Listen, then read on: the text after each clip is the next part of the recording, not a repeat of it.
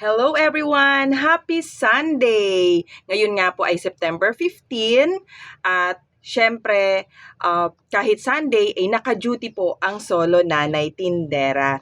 Kahit Sunday, maaga nga po akong nagising dahil kailangan kong gawin yung aking nanay duties, no? Which is naglaban ako, naglinis ako ng bahay. So ngayon naman po 7 o'clock na, so nandito na ako sa tindahan. Ako nga po ay nag-open ng 6:30 ng umaga. Pero wala pa namang gaanong nabili dahil Sunday nga po ngayon. Minsan pag Sunday talagang late na nagigising yung mga suki ko at syempre yung aking mga suki na construction worker ay day off din nila ngayon. So walang gaanong bumibili kaya nagagawa ko yung aking mother duty, no, which is yung mga gawaing bahay. At dahil nga po Sunday ngayon at walang namang gaanong nabili, ako po ay maglilinis ng aking mga freezer. Actually, itong freezer ng ice cream. Tapos, ito naman pong aking isang ref ay bale, nalinis ko na po ito kahapon dahil medyo makapal na yung yelo at syempre pag ganun nga pong makapal na yung yelo medyo mataas na nga daw po ang konsumo sa kuryente at syempre ito rin pong aking freezer, ayan po dinifrost ko na para ito naman po ang susunod kong lilinisin.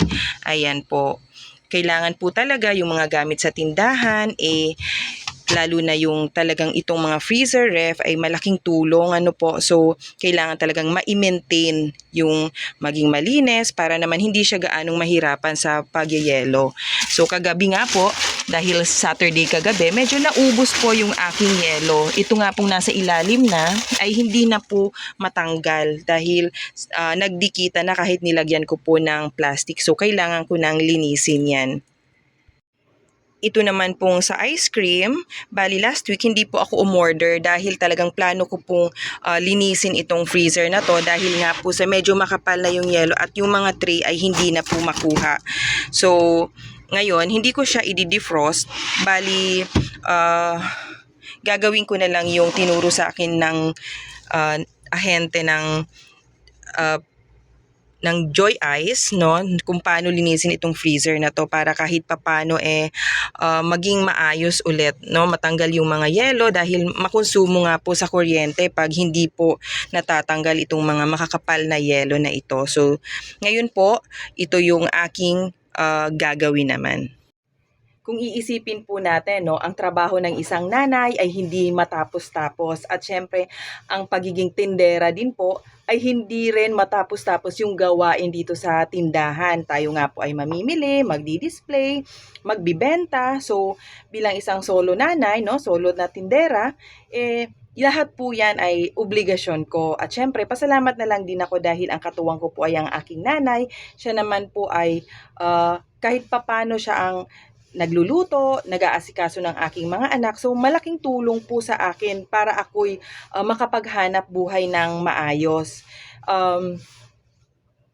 At syempre, pag ako nga po ay namimili, yung nanay ko yung nagdo-duty dito sa tindahan ko kasi nga sayang yung benta. Yan din yung sinasabi niya nga na kahit papano bukas at makapagbenta siya kahit nga medyo mabagal na rin nga po yung nanay ko dahil siya po ay 74 years old na, pero pinipilit niya pa rin akong tulungan, no, para syempre alam naman niya na ako po ay nagpapaaral ng mga anak. So sa ganitong pong sitwasyon, no, napaka mahalaga po talaga yung time management, no, ayokong magsayang ng oras. Ang aking oras ay umiikot lang sa pag-aalaga ng aking mga anak, no, sa bahay at syempre sa paghahanap buhay dito po sa aking tindahan. May mga pagkakataon nga po na medyo maraming nabili, no, pila po yung sa labas, tapos minsan nga po yung mga bumibili nagtitiis ng init o minsan naman umuulan. Minsan yung ibang mga suki ko nagsasuggest sila, "Ate, bakit hindi ka kumuha ng kasama sa tindahan, tindera or katulong man lang sa bahay?" Kasi laging nakikita nila yung nanay ko nahihirapan nga rin po dito sa tindahan pag siya ang nagbebenta. Tapos ako nga rin po minsan alam nila, nakikita nila na pawis na, halatang pagod na dahil sa kasagsagan po ng maraming bumibili, kailangan talagang magtiyaga. So ako naman po para sa akin kung bakit hindi po ako kumukuha ng katulong dito sa tindahan or maging katulong sa bahay ay dahil nga po siyempre ito lang po yung aking source of income. Magkano po ang sweldo, no? Pag kukuha tayo ng mga katulong or tindera. So sayang din po. So iniisip ko yun po ay pwede ng pangbaon ng mga anak ko, pamasahin ng mga anak ko. So talagang tiyaga lang po, no? Time management. Pag may mga bumibili po, syempre kailangan po magbenta lang at pag humupa naman ang mga bumibili, kailangan naman pong gawin yung iba pang obligasyon dito sa tindahan katulad ng pagdi-display. At syempre, pag medyo alam kong oras na hindi gaanong mabenta, kahit bukas yung aking tindahan, ako naman po ay mabilis na nagwawalis ng kwarto ng mga anak ko or kaya sa bahay para kahit papano kahit hindi man nga po general cleaning, mabawasan man lang yung kalat o yung alikabok ng aking bahay. So, yun lang po yung diskarte. Pero hindi po ako nagsasarado. So, ang ginagawa ko lang po, minsan yung nanay ko, dahil nandyan lang naman din, minsan nagluluto siya, tinatawag na lang ako tuwing may nabili. O yung anak ko minsan, pag nandito din siya sa bahay, tatawagin niya lang ako. So, sinasabihan ko lang na anak ko na tingnan mo kung may bibili. Para pag may bibili, ako po ay bababa or i-stop ko muna yung gawaing bahay at ako naman po ay magtitinda. So, talagang diskarte sa oras. Ayokong magsayang ng oras na parang walang kabuluhan dahil importante po syempre yung magawa yung responsibilidad ng bilang nanay at saka syempre bilang tindera. Para sa akin po, yung time management ay napaka-importante. Para po ma-manage ko ng maayos ang aking oras, ako po ay maagang gumigising para kahit papano, mga 4 o'clock, pag may pasok ang mga bata, 4 o'clock, at kahit naman po walang pasok yung mga bata, hindi po ako nag-a-alarm, pero automatic na po kasi 4:30 ako po ay nagigising na. Pag maaga po kasi yung gising, mas marami tayong nagagawa. Yun nga po, pag madilim pa, ako po ay gumagawa sa mga gawaing bahay. At syempre, pagkatapos po nun, ako'y maliligo na. Tapos, 6:30, ako po ay magdo-duty na dito sa tindahan.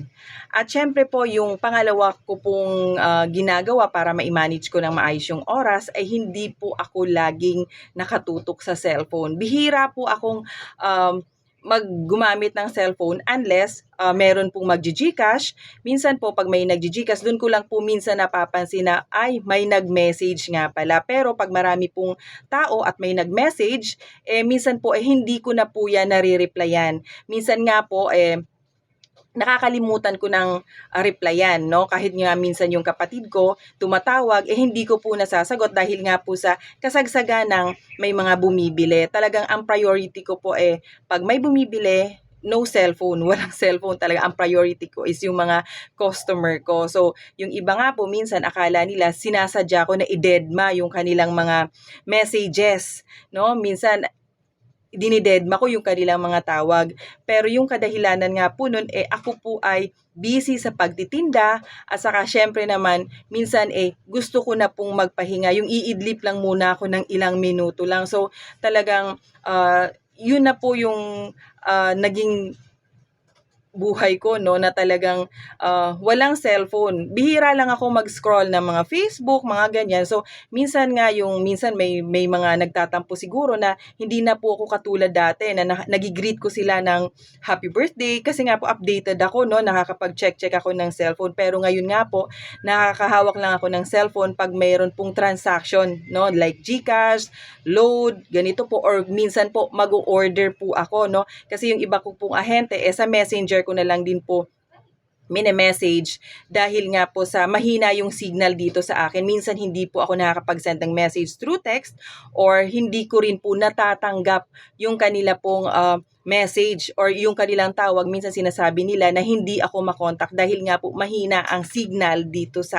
akin, no, dito po sa aming pwesto. So talagang less cellphone para maraming magawa dito sa tindahan at saka syempre sa bahay.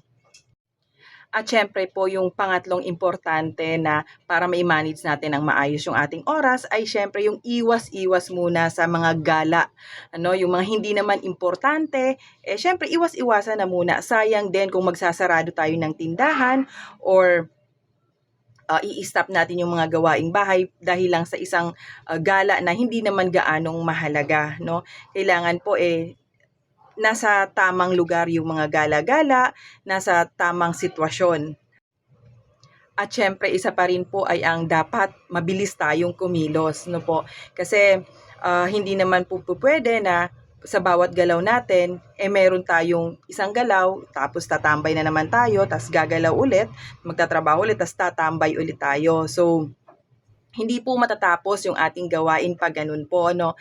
Hindi po mabilis matapos. Syempre, sa sobrang dami nating responsibilidad, talagang matitenga tayo sa isang gawain. Hindi natin magagawa kung tayo ay iisipin na laging tatambayan natin yung mga gawain natin sa bahay man o dito sa tindahan. One time nga po, no, ako po kasi pag naglalakad, medyo may kabilisan po talaga ako maglakad. Kahit na nga po marami akong bitbit. Dati po nakita nga ako ng yung kapitbahay din namin dito, sinasabi nga niya na, ate nakita kita na dun sa may gate, ang dami ko daw bitbit, ang bilis ko daw maglakad. Kaya po mabilis ako maglakad dahil nga po syempre naghahabol ako ng oras, gusto ko pong makauwi agad ng bahay para kahit papano makapagtinda na dahil alam ko naman po na pag iniiwanan ko yung nanay ko, talaga alam ko na napapagod siya, no? May edad na po siya, so hindi na po kakayanin yung sobrang pagod.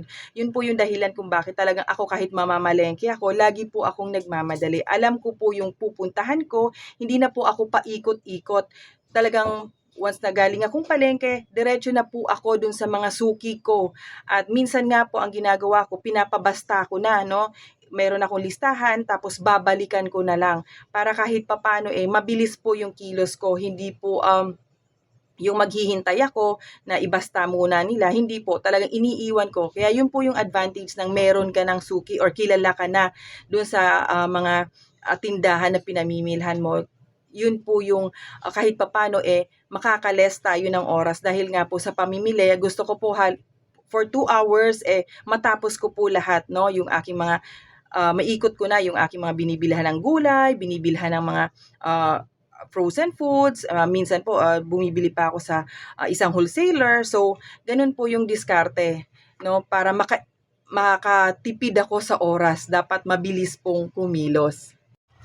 At syempre po, no, para makakilos tayo ng mabilis, makakilos tayo ng maayos, ang pinaka-importante po sa lahat ay dapat meron po tayong pahinga, sapat na pahinga.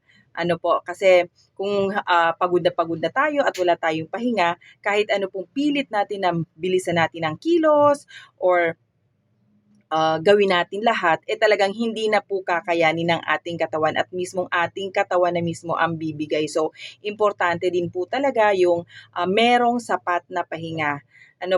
Ako po pag ganyan, talagang pag medyo may matumal na yung bentahan or medyo hindi na gaanong maraming bumibili, minsan po ang nagpapapalit na naman ako sa nanay ko na para ako naman po ay makaidlip, no, kahit ilang minuto lang, kahit mga 15 minutes, okay na po ako doon. Talagang sapat na yun para sa akin. Yung at least kahit papaano mailapat ko man lang yung likod ko sa higaan, makapahinga ako ng konti. So, para naman magawa ko na ulit, no, maituloy ko yung aking mga gawain. Talagang mahalaga po na merong pahinga sa araw-araw na gawain. Sana po nagustuhan nyo itong na-share ko sa inyo, no?